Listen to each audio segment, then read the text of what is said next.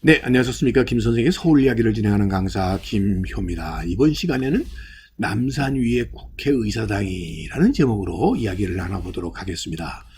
여러분들, 지난 이승만 정부가 남산에 국회의사당을 건립하려고 했었다는 사실 여러분들 혹시 알고 계신가요?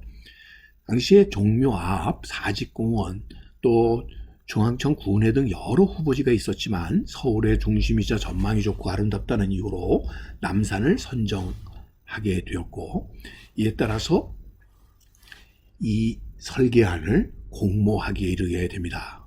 당시 이승만 대통령은 세계 최대 규모의 의사당 건립을 지시하게 되었고, 결국 공사비용 절감을 위해서 육군 공병단까지 투입되게 되었던 것인데, 시민의 휴식 공간이었던 이 남산공원 일대에 이렇게 지나치게 위압감을 주는 대규모 투자가 이루어지는 것에 대한 많은 반대가 있었음에도 불구하고 강행되었던 건립 공사는 결국 4.19 혁명과 군사정권의 등장으로 중단되게 됩니다. 당시 지도에 국회의사당 신축 공사지라는 표지에서도 확인할 수 있는 것처럼 남산 기슭에 바로 건립하려고 했었던 이 국회의사당은 결국 1961년 12월 16일 건립 계획 자체가 취소되게 된 것이죠.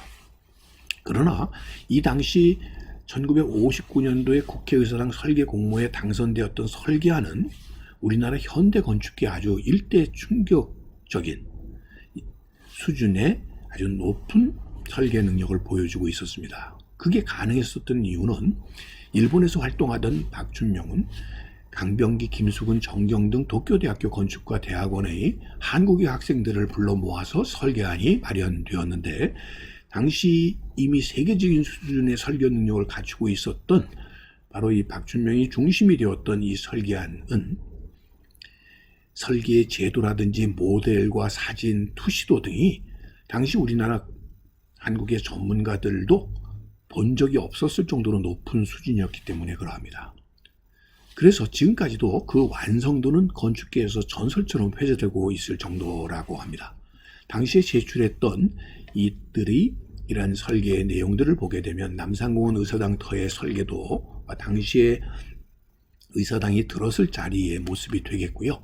당시에 이러한 투시도를 조감도를 그렸던 사진들의 모습과 내부 공간의 모습들을 통해서 이 당시의 건축 설계의 수준을 우리가 지금도 가늠해 볼 수가 있겠습니다. 그래서 실제로 1959년도에 이 기공식이 진행이 되었고, 설계에 따라서 건축이 추진되려고 했었던 곳이 오늘날 이 남산 순환도로 위에 있는 바로 남산 타워가 바라보이는 곳에 이 공간이 당시에 국회의사당이 들어설 자리였다라고 보시면 되겠습니다. 여러분들, 이 남산 하게 되면 사실 우리나라의 애국가에도 등장하는 남산 위에 저 소나무 철갑을 두른 듯 바람설이 불변함은 우리 기상일세라고 하는 애국가의 가사처럼 남산은 우리에게 있어서는 우리 민족의 하나의 중요한 상징이 되고 있는 이러한 공간이었습니다. 그랬던 공간이 서울의 중심이자 전망이 좋고 아름답다고 하는 종전에 이곳에 국회의사당을 세우게 되는, 선정하게 되는 똑같은 이유로 이곳에 일제강점기에는 조선신궁이 세워졌던 것이죠. 그렇게 함으로써 결국 천황제 이데올로기의 성역으로서 이 일제의 침략의 하나의 상징적 공간인 조선신궁이 바로 이 남산에 1925년에 완공되게 되었던 것이죠. 자, 당시에 조선신궁의 모습을 보여주는 사진들을 통해서 얼마나 이것이 대규모로 우리의 민족의 하나의 자부심의 상징이었던 이 남산 위에 결국 이런 신궁이 세워졌었는가를 알 수가 있겠습니다. 자, 이런 신궁을 해방 이후에 그대로 둘 수 없었기 때문에 그 자체를 다 해체시키고, 그 자리에 여러분들도 기억하실는지 모르겠는데 남산식물원과 그 앞에 분수대, 동물원 등이 이 조선 신궁 자리에 세워지게 되었었던 것이죠. 자, 지난 2013년 이후부터 이 한양도 도성을 복원하는 위한 노력으로 그 지역에 대한 발굴이, 신궁 자리에 대한 발굴들이 이루어졌고요.